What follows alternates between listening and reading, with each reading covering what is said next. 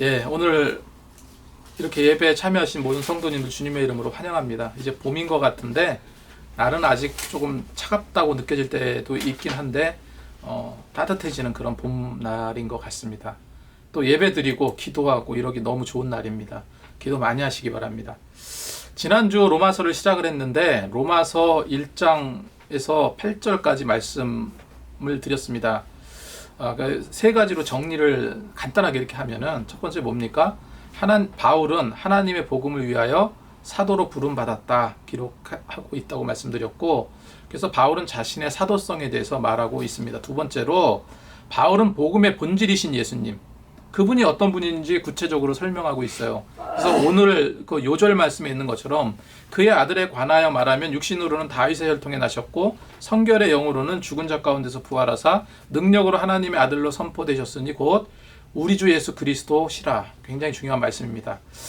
이 복음의 본질이신 예수님을 이렇게 정의하고 있습니다. 세 번째로 바울은 구원의 보편성에 대해서 말을 하고 있다고 말씀드렸죠. 그래서 구원이라는 것은 어느 특정한 사람이 받는 것이 아니라 하나님의 절대 주권하에, 이게 중요합니다. 하나님의 절대 주권하에 선택받은 모든 자들이 받는 거예요. 그래서 고린도전서 3장 24절 말씀에 너희는 그리스도의 것이요 그리스도 하나님의 것이라 이렇게 기록하고 있어요. 지난주 이런 말씀으로 전해드렸습니다. 오늘은 제가 로마로 갈 좋은 길이라는 제목으로 말씀을 전할 것인데, 이 말씀을 통해서 우리 기쁨의 교회가 나아갈 방향, 하나님께서 또한 이끄시는 그 방향이 무엇인지 생각하면서 기도하는 시간이 되었으면 좋겠습니다. 저와 여러분을 포함한 이 세상의 모든 사람들은 다 성공하기를 원하고 승리하기 원합니다. 이기는 습관이라는 책이 있는데요. 전옥표 씨라는 분이 쓰신 책이에요. 처세술에 관한 그런 책인데 굉장히 좋은 책입니다. 이 책에서 이기는 자는 어떤 습관이 있는가를 기록하고 있는데 몇 가지로 정리하면 총알처럼 움직이기, 창조적 고통 즐기기, 쪼개고 분석하고 구조화하기, 마케팅에 올인하기, 기본을 놓치지 않기, 끝까지 물고 늘어지기. 굉장히 각박한 말이죠. 이런 훈련을 통해서 기필코 1등을 차지하고 말겠다는 그 집요함을 가진 사람만이 달콤한 열매를 맺을 수 있다, 이렇게 말하고 있습니다. 이 책의 내용대로라면은 적어도 내가 남보다 한 발, 두 발 앞선 삶을 살겠다 한다면 이런 노력을 하면 될 것 같아요. 그런데 과연 그렇게 해서 승리의 희열을 느끼면 누구나 행복해질 수 있을까? 오히려 성공을 얻을지는 몰라도, 세상이 말하는 성공을 얻을지 몰라도 진정한 행복을 놓치지는 않을까? 그리고 심적으로 너무나 더 각박해지지는 않을까? 삭막한 삶을 살게 되지는 않을까? 그래서 어찌 보면 이 성공했다, 행복하다 이런 착각에 살게 되지는 않을까? 이런 생각도 해보게 됩니다. 그래서 세상에서 처세술은 자기 노력과 자기 헌신과 자기 결단으로 이루어지지만, 그런데 성경은 그렇게 말하고 있지 않거든요. 하나님을 섬기는 우리는 자기의 수고와 노력과 애씀도 중요하다고 봅니다. 하지만 근본적인 게 있습니다. 근본적인 건 뭐냐면은 하나님이 이기게 해 주시느냐, 승리케 해 주시느냐, 이것이 중요한 관건이라는 거죠. 그래서 수치적으로 보이는 성공이 아니라 진정한 성공은 우리에게 있는 것이 아니라고 성경은 말하고 있어요. 사무엘하 8장 6절 말씀을 보면 다윗이 어디로 가든지 여호와께서 이기게 하시느니라. 여호와께서 이기게 하셨다 기록하고 있죠. 내가 이기는 것이 아니라 하나님께서 이기게 해주신다 말씀하고 계십니다. 그래서 진정으로 이기는 습관, 진정으로 회복되는 습관, 진정으로 행복의 습관은 하나님 안에서 열심과 노력이 필요하다는 겁니다. 내가 실패했기 때문에 패배자처럼 하나님 앞에 서는 게 아니에요. 내가 부족하기 때문에 낮아지는 마음으로 하나님 앞에 서는 것이 아니라, 세상적으로 볼 때는 조금 실패한 것 같지만 하나님께서 승리 주신다고 하셨으니 내가 두 손 들고 당신께 의존하기 위해 왔습니다. 떳떳하게 당신에게 하나님 승리케 해 주옵소서, 하나님 앞에 당당히 서겠습니다. 나는 패배자 같을지 몰라도 당당히 서겠습니다. 이런 노력이 우리에게 필요한 거라는 거죠. 그런데 이런 노력을 거의 하지 않습니다. 쉽게 되지 않아요. 어쨌건 우리 인생의 모든 것은 하나님의 은혜로 되었다는 사실 다시 한번 생각하시기 바랍니다. 그리고 우린 또 자주 이런 생각을 하기도 해요. 100년도 안 되는 정말 잠깐 있을 세상, 그냥 영원히 근심도 눈물도 없는 천국으로 우리를 이끌어 주시지, 왜 이 죄악 많은 세상에 남겨서 이렇게 수고롭게 하고 고통스럽게 하고 때로는 걱정하게 하고 때로는 병들게 하고 이러실까? 하나님께서 우리를 남겨주신 도대체 이유가 뭘까? 여러분, 우리의 목적과 계획을 성경은 뭐라고 말하고 있습니까? 다른 사람도 아닌 하나님께서 나로부터 이루시기 원하는 일이 있기 때문에 그렇죠. 그래서 하나님의 비전과 목적이 있어서 우리를 세상 가운데 남기신 겁니다. 예수님이 마지막 승천하시기 전에 하늘과 땅의 모든 권세를 주었으니 그러므로 너희는 가서 모든 민족으로 제자를 삼아 아버지와 아들과 성령의 이름으로 세례를 베풀고 내가 너에게 분부한 모든 것을 가르쳐 지키게 하라. 내가 세상 끝날까지 너희와 항상 함께 있으리라 하시니라. 이 말씀을 통해서 하나님은요, 우리에게 복음 전파라는 사명을 주신 거예요. 이처럼 하나님께서 이 땅에 우리를 남겨주신 이유는 바로 복음의 증거라는 확실한 목적이 있기 때문에 그렇습니다. 정말로 하나님 뜻대로 살기 원한다면 이 복음의 증거가 우리의 꿈이 되고 비전이 되어야 될 줄로 믿습니다. 그런 의미에서 그런 그 과정 가운데 우리는 바울을 정확하게 살펴볼 필요가 있습니다. 바울은 이 복음 안에 사로잡힌 자예요. 바울이 예수님을 만난 이후로 뭐라고 고백합니까? 나는 하나님의 복음을 위하여 택정함을 입은 사람이다. 택함을 입은 사람이다 말하고 있어요. 그래서 늘상 말씀드리지만 예루살렘으로 가지 말라. 거기 가면 고난과 환난이 기다린다. 잡히면 결박당할 것이고 죽을 수도 있다. 울면서 바울을 많은 사람들이 만류했습니다. 그런데 바울은 놀라운 신앙 고백을 하잖아요. 사도행전 20장 24절 말씀, 내가 달려갈 길과 주 예수께 받은 사명 곧 하나님의 은혜의 복음을 증언하는 일을 마치려 하면은 나의 생명조차 조금도 귀한 것으로 여기지 아니하노라. 세상에서 가장 귀한 내 생명조차, 목숨조차 귀하게 여기지 않을 정도로 나는 이 복음 증거하는 일에 내 목숨을 바치겠다. 그것이 내 사명이다. 이렇게 말하고 있는 거예요. 고린도후서 5장 13절 말씀에 우리가 만일 미쳤어도 하나님을 위한 것이요 정신이 온전하여도 너희를 위한 것이니 이렇게 또 말하고 있어요. 미쳤다는 소리를 들을지언정 하나님을 위한 이 복음 사역을 중단할 수 없음을 바울은 분명히 이야기하고 있어요. 내 인생은 왜 맨날 이 새장 속에 갇힌 것 같고 앞이 보이지 않는 안개 속 같고 왜 이렇게 고달플까 하는 분들 특별히 더 집중해서 오늘 말씀 귀 기울이면 좋겠습니다. 될 수 없는 상황에서 되게 하시는 그 하나님을 체험하게 될 거라고 봅니다. 오늘 아까 읽었던 8절에서 12절까지 말씀을 간략하게 정리하면 먼저 첫 번째가 뭡니까? 바울은 가장 먼저 하나님께 감사했어요. 여러분 얼마나 하나님께 감사의 삶을 살고 계십니까?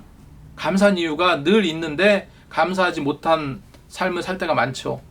8절 말씀에 뭐라고 기록하고 있습니까? 먼저 내가 예수 그리스도로 말미암아 너희 모든 사람에 관하여 내 하나님께 감사함은 너희 믿음이 온 세상에 전파됨이로다. 바울이 감사한 여러 가지 제목 중에서 다른 어떤 감사보다 정말 영적인 어떤 형통함의 감사, 너의 믿음이 온 세상에 전파됐기 때문에 그로 인해서 내가 너무너무 하나님께 감사한다 고백하고 있습니다. 두 번째로 바울은 로마에 있는 그리스도인들을 위해서 항상 기도한다고 기록하고 있어요. 9절 말씀에 내가 그의 아들의 복음의 안에서 내 심령으로 섬기는 하나님이 나의 증인이 되시거니와 항상 내 기도에 쉬지 않고 너희를 말하며 기록하고 있어요. 내 기도를 어떻게 한다고요? 항상 쉬지 않고. 그래서 바울은 두 번째로 뭡니까? 로마에 있는 그 믿음의 형제자매들을 위해서 항상 기도한다 기록하고 있어요. 세 번째로 바울은 서로 위로받기를 원했다. 위로받기 원했다. 12절 말씀에 이는 곧 내가 너희 가운데 너희와 나의 믿음으로 말미암아 피차 안위함을 받으려 하면, 이 안위를 받는다는 건 서로 위로를 주고 위로를 받고 이거를 얻기 원한다는 거죠. 여러분 바울이 로마에 있는 교회에 가서 그 성도들을 만나서 가르치게 되면 바울 자신도 힘을 얻게 되고 그들도 새로운 진리의 말씀을 배워나가면서 소망과 믿음이 더욱더 굳건해질 것이 분명하기 때문에 그런 소망을 갖고 있다는 거예요. 그래서 교회는 단순히 하나님의 은혜를 공급받는 것, 그걸 누리고 사는 곳이지만 또한 어떻습니까? 각 믿음의 형제 자매를 통해서 피차 서로 안위를 얻는 것도 굉장히 중요한 일입니다. 서로 무의미한 존재로 남아있다면 교회 가기 힘들어져요. 우리 믿는 자들은 피차 이런 위로함을 서로 주고 받을 줄 알아야 됩니다. 그리스도의 사랑으로. 그것이 참다운 믿음 생활이며 행복한 신앙생활의 출발이에요. 우리 믿는 자들은요, 여러분 진흙을 한번 생각해 보세요. 진흙을 손으로 한번 탁 쥐면 진흙이 어떤 성향이 있습니까? 뭉쳐지는 성질이 있죠. 진흙은 찐득찐득해서 뭉쳐집니다. 반면에 모래는 어떻습니까? 모래는 아무리 짓누르고 뭉개져 해도 부서질지언정 뭉쳐져요? 뭉쳐지지 않습니까? 뭉쳐지지 않습니다. 그런데 놀라운 게 뭐냐면은 제가 좀 생각을 해봤어요. 우리가 진흙같이 이게 단합하고 하나가 되고 이래야 된다 생각을 하는데 놀라운 게 뭐냐면 애초부터 교회 지체들 모두가 그 마음 심령 상태가 모래와 같다면 뭉쳐질 수가 없습니다. 제각각이면 절대 뭉쳐질 수 없어요. 그런데 모든 성도들이 진흙처럼 그런 성질을 갖는다면 뭉쳐지죠. 그런데 중요한 거는 진흙과 같이 우리가 뭉쳐질 수만 있다면, 그렇게 우리 심령이 변화되어 있다면 어떤 성도가 찾아와요. 모래알같이 완전히 닫힌 심령으로 교회 발을 디딘 성도가 있다면 그 사람들이 진흙 같은 우리에게 뭉쳐져요? 안 뭉쳐져요? 뭉쳐집니다. 진흙 같은 곳에 진흙으로 모래알같이 뭉쳐질 수 없는 성질을 뭉치게 만들 수가 있어요. 그래야 모래 같은 심령으로 오는 자들을 하나 되게 할 수도 있다는 거예요. 뭉칠 수 있다는 거예요. 그래서 교회 리더들조차도 서로 진흙이 되지 못하고 화합이 안 되고 그러면 모래알 같은 심령이 된다면 단언컨대 절대 그 교회는 부흥할 수 없겠죠. 우리는 정말로 진흙과 같이 뭉쳐지는 심령으로 하나가 될 수 있도록 노력해야 될 줄로 믿습니다. 하나님께서 원하시는 부흥은 그런 데서 이루어지는 것 같아요. 바울은 어떻게 하든지 로마로 가기 원했고 그 심정이 고스란히 성경에 기록되고 있어요. 그래서 바울이 로마에 갈 수 있는 좋은 길을 원했듯이 우리 기쁨의 교회도 정말로 부흥의 길을 열어가야 될 줄로 믿습니다. 10절 말씀에 바울은 이렇게 말합니다. 어떻게 하든지 어떤 수단과 방법을 간구하든지, 그죠? 이제 하나님의 뜻 안에서 너희에게로, 여기서 너희가 누굽니까? 로마에 있는 믿음의 성도들이죠. 너희에게로 나아갈 좋은 길을 얻기를 구하노라. 그러니까 로마를 위해서 계속 기도하고 있었던 거예요. 로마 가고 싶어가지고. 이 바울의 갈망한 것은 어떻게 했든지 너희 로마로 갈 길을 찾아서 갈 방법을 얻기를 소망한다. 이렇게 기록하고 있습니다. 그래, 이 복음은 인생을 변화시키는 정도에서 끝나지가 않고 아예 인생을 바꿔버리잖아요. 바울이 예전에 어땠습니까? 다메섹에서 예수님을 만난 그 이후로 그 인생과 목적이 붙들린 인생이 되었어요. 방향이 완전 바뀌어버렸습니다. 열심히 있는 바리새파에서 예수로 바뀌어버린 거예요. 비밀리에 숨어들어 예배드리는 믿는 자들에게도 충격이었고요. 바울이 속해 있던 바리새파 유대교회는 더더욱 큰 충격이었습니다.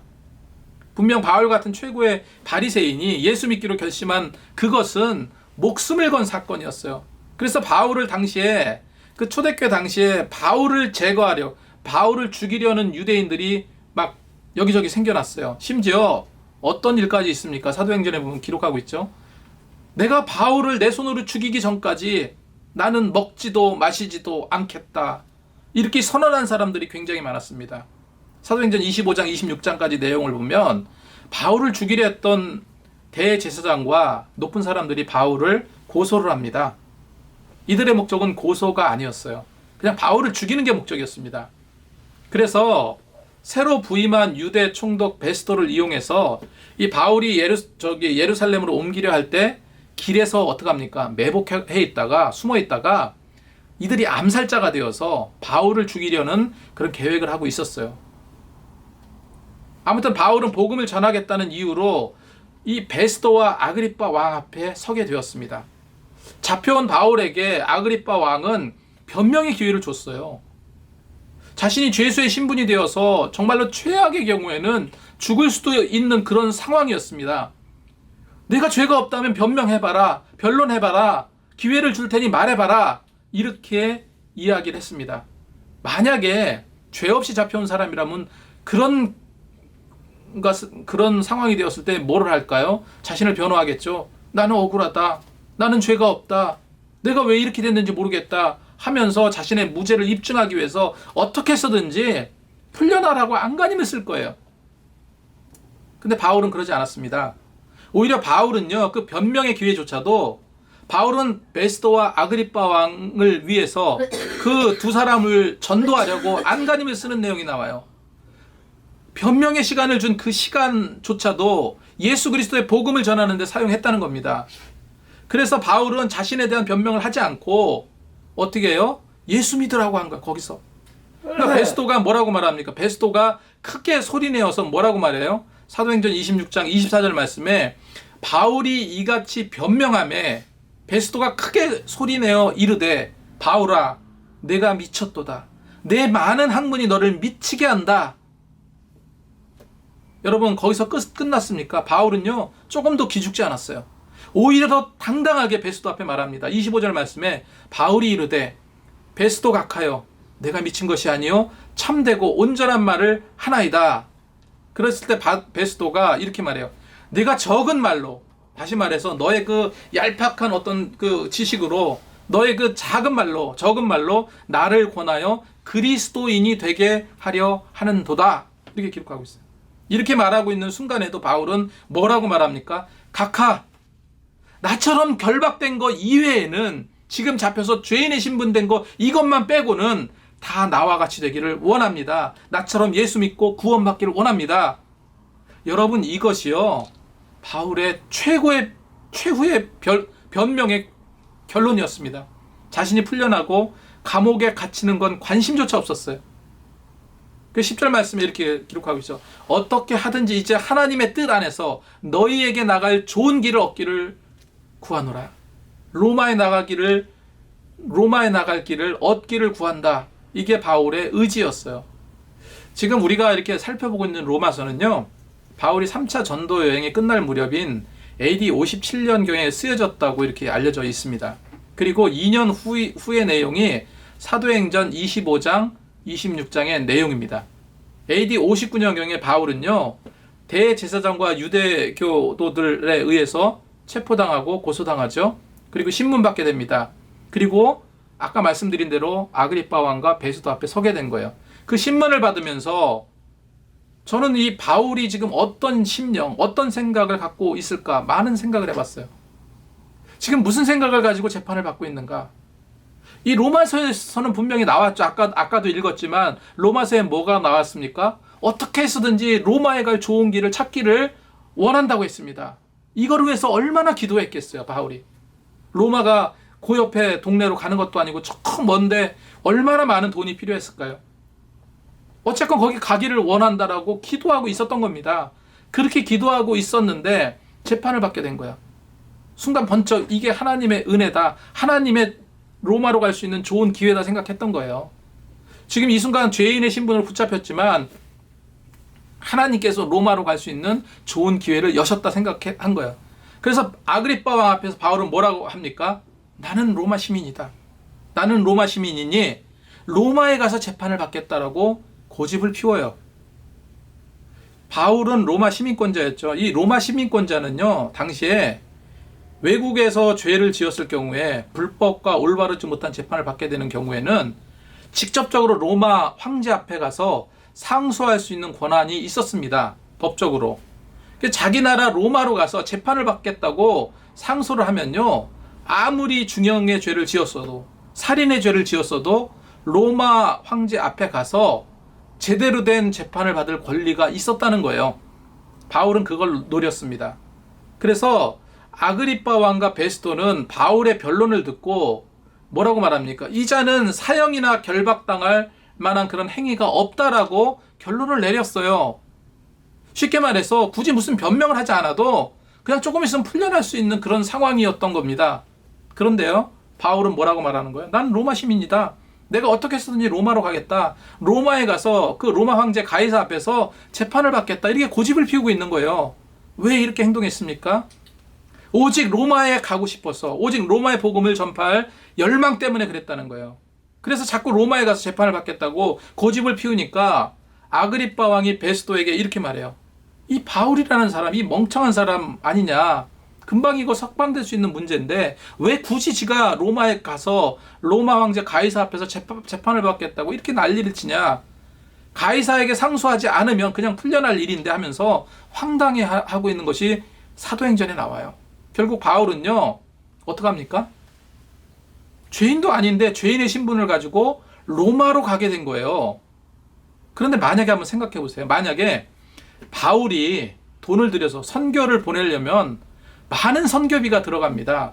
바울이 로마까지 개인 경보로 가려면 얼마나 많은 선교비가 들겠어요? 천문학적인 돈이 듭니다. 고린도에서 로마까지 가려면 뱃삭이 얼마고 체류 기간 동안에 식사비가 얼마고 잠잘 여관이 있어야 되잖아요. 여관을 묵게 되면 몇 달 동안 그렇게 묵게 되면은 그 경비를 따지면 한두 푼도 없는 거예요. 이것보다 더 위험한 것이 무엇이 있습니까? 그러지 않아도 바울을 죽이려는 자들이 많아요. 홀로 로마로 여행한다면 그 자들이 그 정보를 알고 달려들어서 죽이려는 자들이 바울을 가만두겠습니까? 위험한 상태예요. 살해 위협에서 안전할 수가 없었습니다. 그런데 죄인의 신분으로 로마에 가다 보니까 첫 번째로 돈이 들잖아요. 한 푼도 돈이 들지 않았습니다. 두 번째로 로마 군병에 의해서 호위를 받아가면서 보호를 받아가면서 로마로 갈 수 있었던 거예요. 여러분 이것이 하나님께서 허락하신 로마로 갈 수 있는 로마로 갈 좋은 길이었던 거예요. 지금 우리 교회를 생각하면서 이 말씀을 제가 준비했는데 제대로 앉을 의자도 없고 강대상도 없고 마이크도 없어요. 찬양을 제대로 할 수도 없어요. 비좁은 이런 작은 출판사 사무실에 앉아서 예배를 드리고 있습니다. 근데 이런 생각을 하는 거예요. 하나님께서 바울이 로마로 가는 좋은 길을 열어주셨던 것처럼 우리 기쁨의 교회도 더 부흥할 좋은 길을 열고 계신다. 이렇게 믿습니다. 이렇게 믿고 기도하고 나가기만 하면 돼요. 하나님은 정말 안 되는 상황 속에서도 기적 같은 일들을 열어주셨어요. 그래서 저를 포함해서 우리 힘냈으면 좋겠습니다. 바울은요, 그 전에 빌립보 감옥에 갇힌 적이 있었어요. 안개 속같이 아무것도 보이지도 않는 그 상황 속에서 하나님은요, 그를 살려주셨어요. 건져주셨습니다. 바울이 이전에 빌립보 감옥에 갇혔던 것, 단지 점치는 여종을 고쳐준 이유 하나로 고소를 당했죠. 빌립보 감옥 그 외옥에 갇히게 되었다라고 성경은 기록하고 있는데 이 외옥은요, 두 팔을 양손에 쇠사슬로 묶고요, 다리를 벌린 상태에서 이 착고를 채워서 갇힌 그런 곳이에요. 상상만 해도 엄청난 고통이 있었을 겁니다. 이때 바울이 빌립보 감옥에 갇힌 심정이 데살로니가에 나와요. 데살로니가전서 2장 2절에 기록하고 있는데 바울은 빌립보 감옥에 갇힌 그 상황을 뭐라고 말하냐면요, 능력과 고난이라고 표현합니다. 능력과 고난. 이런 고난과 수치를 입는 중에도 우리 하나님을 힘입어 많은 싸움 중에 하나님의 복음을 너희에게 전하였노라, 이렇게 당당히 고백합니다. 그런데 상식적으로 될 수 없는 게 한 가지가 있죠. 이게 뭐냐면은, 자, 이 바울이요, 그렇게 돈 한 푼 안 들이고 로마로 갈 수 있었죠. 그 다음에 로마 군인들의 호의를 받으면서 그 선교비 한 푼 들이지 않고 로마에 갔다고 치자고요. 바울은 정상인입니까?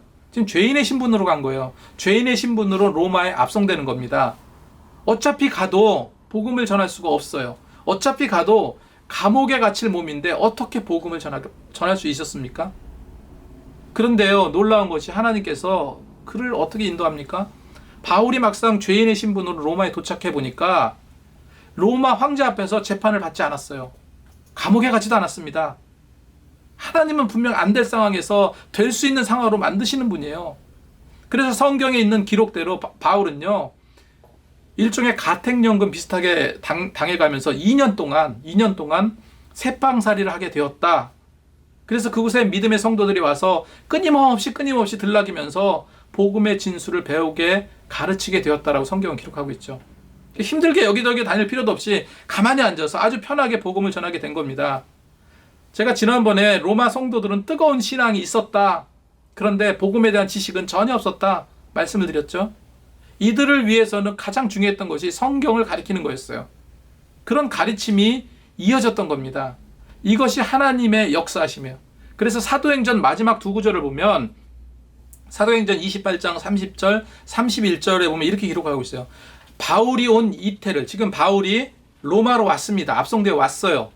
그래서 바울이 왔을 때 뭐라고 기록하고 있냐면, 바울이 온 이태를, 이태는 2년이죠. 2년. 이태를 자기 셋집에 머물면서 자기에게 오는 사람들을 다 영접하고 하나님의 나라를 전파하고, 하나님의 나라를 복음을 전파했다는. 그런데 여기서도 한번 생각할 수 있는 부분이 뭐냐면요. 과연 바울을 만나러 온 사람이 예수 믿는 자들만 있었을까 하는 거예요. 예수 믿는 성도들이 바울 선생을 찾아서 정말 복음에 대해 제대로 배울 수 있게 되었다 하면서 많은 것을 배워갔겠죠. 그런데 이들이 나가서 뭐 하겠습니까? 예수 믿는 자들이 나가서 뭐 할까요? 전도하겠죠. 그래서 바울이 말한 대로 설명하면서 복음을 가르쳤을 거예요. 태신자나 초신자들을 가리키기도 했겠지만 때로는 어떻게도 이야기했을까? 나는 잘 모르겠으니 우리 바울 선생한테 가서 같이 배우자라고 이야기했을 수도 있어요. 하면서 태신자들을 바울에게 데려오지 않았을까? 이건 제 생각이지만 어쨌건 바울은 그 2년 기간 동안에 셋방에서 무엇을 했다고 기록하고 있습니까? 주 예수 그리스도에 관한 모든 것을 담대하게 거침없이 가르치더라 기록하고 있어요. 주 예수에 관한 모든 것을 담대하게 거침없이 가르치더라.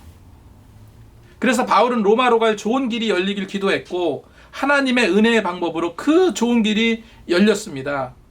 여러분, 저와 여러분은 하나님께서 이 바울이 로마를 열어준 것처럼 그렇게 열려주실 거라고 전 믿어요. 이 말씀을 묵상하면서 우리 기쁨에게는 어떤 좋은 길이 열릴까? 이런 생각을 많이 해봤어요. 정말로 선교비 한 푼도 들지도 않고 먹여주고 재워주고 로마 군인의 호의까지 받아갔던 그 로마 선교의 길, 아마도 하나님께서 우리 교회도 이같이 열어주실 거라고 저는 확신하고 있습니다. 지금 우리 교회 상황이면 아마도 9월쯤 이후에 교회를 얻게 되겠죠. 분명 하나님께서 좋은 길을 열어주실 것입니다. 그래서 우리는 기도하면서 때로는 다져가면서 준비하는 그런 시기를 가져야 될 줄로 믿습니다. 지금 굉장히 안개 속 같지만 저와 사모는 전도를 계속 하고 있죠. 계속 하고 있습니다. 지난 주간은 못했어요. 지난 주간은 여러 가지 일들이 겹쳐서 못했는데 주님의 복음을 전하는데 그건 핑계일 수도 있겠지만 어쨌건 내일부터 다시 전도 시작합니다. 그래서 이번 주간은 여러 가지 여건을 맞지 않았지만 다음부터 다시 전도에 불을 붙이려고 합니다. 그래서 하나님의 음성을 듣고 분명 믿음을 가지고 한 발짝 한 발짝 떼면은 그때부터 역사가 일어날 줄로 믿어요. 바울이 로마 가는 좋은 길을 얻었던 것처럼 저와 여러분의 그 삶 가운데도 소망의 좋은 길을 얻을 수 있도록 함께 기도하면서 노력하시는 저와 여러분이 되시기 바랍니다. 기도하겠습니다.